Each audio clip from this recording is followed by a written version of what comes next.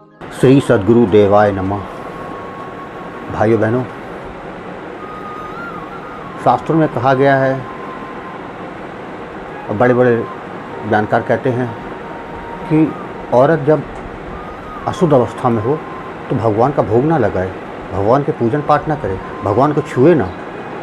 लेकिन आज आपको ऐसे भगवान की भक्ति कहानी सुनाने जा रहा हूँ जो अशुद्ध अवस्था में भगवान का सारा काम करती थी और भगवान खुश रहते थे उससे।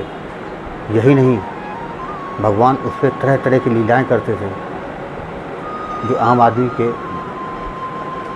और आम भक्त के बस के बाहर की बात है।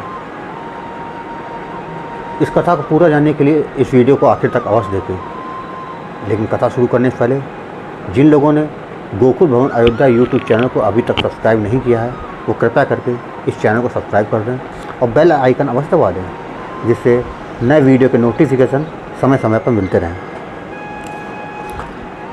संत शिरोमणि आनंद श्री परमहंस श्री राम मंगल दास जी महाराज द्वारा संकलित भक्त भगवान चलतावली से आज जगन्नाथ वैश्य की धर्मपत्नी के बारे में आपको कुछ बताने जा रहा हूँ। ये अयोध्या में रहती थी। बचपन में इनकी माताजी का देहांत हो गया था। पिता इनके भीख मांगते थे। 7 साल की उम्र से पिता के पास रह रही थी। जब सयानी हुई, 16 साल की हुई, तो पिताजी ने जगन्नाथ वैश्य के साथ इनकी शादी कर दी। पिता इनके वैश्य थे। ये लड़की भक्त दयावान थी।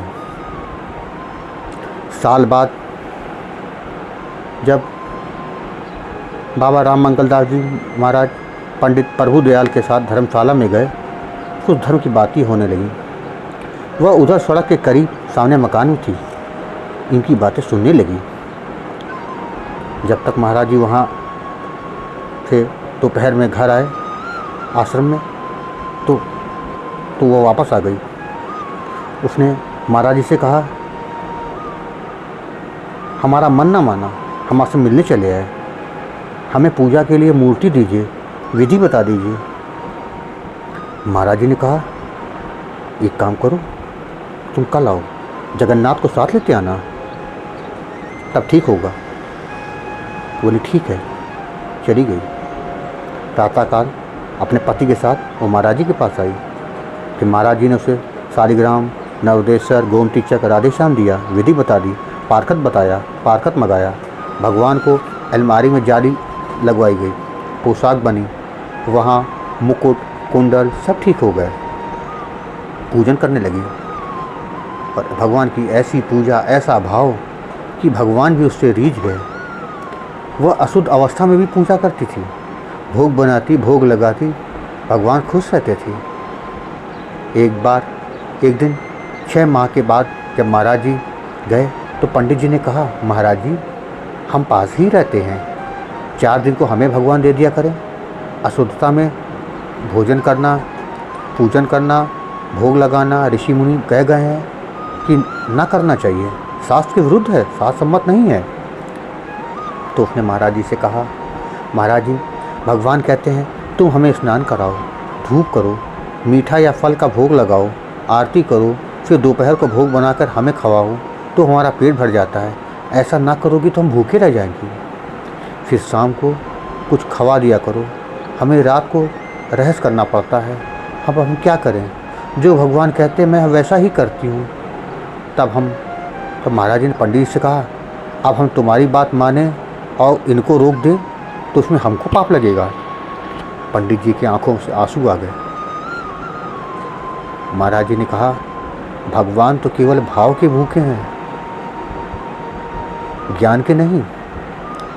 पंडित ने महाराज जी के पैर छुए, कहा, महाराज आज हमें ऐसा सुनने में आया, हम तो पोथी पंडित हैं, जो शास्त्र में लिखा है वही हमने कहा था। हम अपनी गलती का क्षमा चाहते हैं आपसे। भगवान वाकई भाव के भूखे हैं। हम भगवान झलक भी ना पाए, वही भगवान इसका लीला करते हैं। एक बार रेलवे स्टेशन पर एक मशीन आई थी। 1 साल से वह रात दिन खट खट खट खट खट खट करती थी।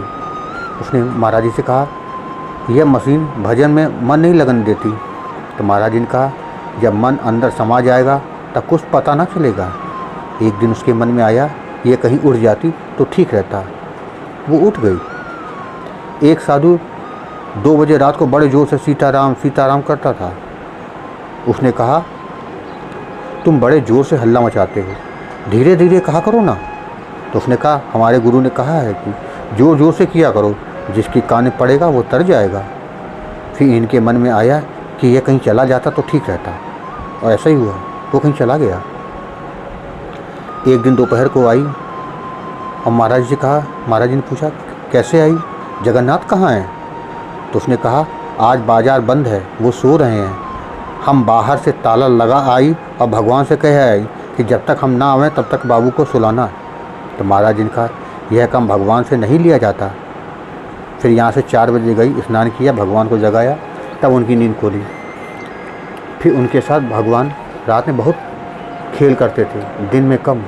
एक दिन शुद्ध जल लोटा से धरकर पिंडोर मिट्टी छोड़कर कपड़ा पोतने का रोज़ धोकर सुखा कर रखती थी, वही लोटा में छोड़ा और पहले चूल्हा साफ करके चौका बुहार कर बर्तन मलकर जूना धो चुकी थी। भोजन जगन्नाथ करके दुकान चले गए थे, सिर्फ चौके का काम रह गया था। लोटे को लेकर गई, बैठी तो 5 वर्ष के कृष्ण भगवान प्रकट हो गए और उन्हें गुदगुदाने लगे। फिर पीठ पर गले में गोफा डालकर चपट गए। तो यह उठने का विचार किया तो छोड़कर बाहर खड़े हो गए। तब अधिकारी ने पोते हुए हाथ से एक चांटा मारा, कहा, तुम चौका चूल्हा पोतने ना दोगे। भगवान लिपट गए, आंसू आ गए। तब अधिकारी भी रोने लगी। भगवान गोद में बैठ कर हंसने लगे तो अधिकारी के आंसू बंद हो गए। भगवान ने फिर उनको गुदगुदा कर हंसा दिया, फिर अंतर हो गए। चूल्हा चौका किया, स्नान किया। दूसरे दिन हम गए, मतलब महाराज जी गए तो लिपट कर रो कर सारा हाल बताया। महाराज जी ने कहा, तुम उनकी कोई सखी होगी, इसी से भगवान ने तुम्हारे साथ ऐसा करते हैं। जब भगवान बहुत सखीन के साथ दुलार करते थे तब सखी ऐसे पोले हाथ से प्रेम का चाटा लगाती थी। हमसे कहा कि लीला में कोई कमी नहीं है। हमको हर समय याद रहता है कि हमने चाटा मारा तो हमको लिपट ही गए और हमारी तरफ देखने लगे, उनके आंसू आ गए, यह भूलता नहीं है। महाराज जी ने कहा, तुम राम मंत्र जानकी मन जपती हो, कभी झलक नहीं होती। अगर सखी ना होती तो भगवान ऐसा ना करते, जरूर तुम कोई सखी हो। एक दिन रात को जगन्नाथ जागते थे। 1 बजे भगवान से इनकी कुछ बातें हो रही थी, तो वो इनकी बातें तो सुनते थे लेकिन भगवान की नहीं। तो भगवान ने कहा, तुमको 2 बजे उठना है, अब हम जाएंगे। तो कहा, और थोड़ी देर हम पैर दबाते हैं। तो कहा, नहीं। तब भगवान अंतर हो गए, वो प्रेम में रोने लगी। तब जगन्नाथ ने इनके पैर छूने का विचार किया तो कहा, अब हम तर जाएंगे, तुम्हारे ऊपर भगवान की बड़ी दया है। अधिकारी ने कहा, पैर न छूना, हमें दुख होगा। अधिकारी की बड़ी दया थी। जब महाराज जी कभी दुखी हों तो फ़ौरन जगन्नाथ भेज देते थे। 10 दिन, 15 दिन, 1 महीना बराबर रहती थी। मल मूत्र धोने में उसको घिना नहीं आती थी। कोई जाति का हो, पंडित के एक रिश्तेदार बूढ़े आए थे, उन्हें पेचिश होती थी, जाड़ा था, पैरा भरे में मल पड़ा था, कोई धोता ना था। हम गए, देखा तो बड़ी बदबू थी। अधिकारी से कहा, उसने आकर पैरा तक साफ़ कर दिया और सुखा दिया। गरीब आवे तो फ़ौरन कपड़ा दे दे, अपना पुराना पहन लेती थी और अब हर समय खुश रहती थी। जब महाराज जी जाते घंटों लग जाता, भगवान की लीला बताती थी। उठने का मन नहीं होता था। 11 पे शयन करती, 2 पे उठती, 1 घंटा स्नान डोलडाल पर लगता था। फिर जब पाठ करती, आरती करती, पूजा करती, फिर कुछ मीठे या फल का भोग लगाती, फिर 11 पर भोजन का भोग लगाती, फिर शयन करती, फिर 3 बजे नहाती, भगवान जगाती, मीठे का भोग लगाती, फिर शाम को भगवान को ताज़ा भोजन बना के पावती, शयन कराती। इसी में उसका समय बीतता गया। 38 वर्ष की उम्र ने उसका शरीर छूटा था बिजली के तार छूने से। होनहार बलवान होती है, बिजली ने पकड़ लिया। शायद 11 बजा था। 2 बार बाबू बाबू कहा और बस प्राण निकल गए। जगन्नाथ एक दिन महाराज जी के पास आएगा और कहे, रात 2 बजे अधिकारी आई थी, बहुत सुंदर, शरीर 12 साल का मालूम होता था, कपड़े चमकते थे, सब जेवर सोने के नग जड़ी, उसमें प्रकाश निकलता था, हम छीन नहीं पाए। उसने कहा, बाबू तुम चलो, तुम्हारे वास्ते जगह वहाँ ठीक है, हम 4थे वैकुंठ में हैं। कहकर अंतर हो गई। हम उनकी बोली से पहचाने। फिर कुछ दिन बाद जगन्नाथ का भी शरीर छूटा, शायद 40 की उम्र के ऊपर उनका शरीर छूटा था। देखा भाइयों बहनों, भगवान भाव के भूखे हैं। अगर आपका भाव शुद्ध है तो भगवान हर पल हर क्षण आपके साथ है, वरना नहीं। अगर आपको ये कथा अच्छी लगी हो तो कमेंट बॉक्स में जरूर बताइएगा। और हाँ, अगर कथा पसंद आई हो तो शेयर करना ना भूलिएगा। धन्यवाद।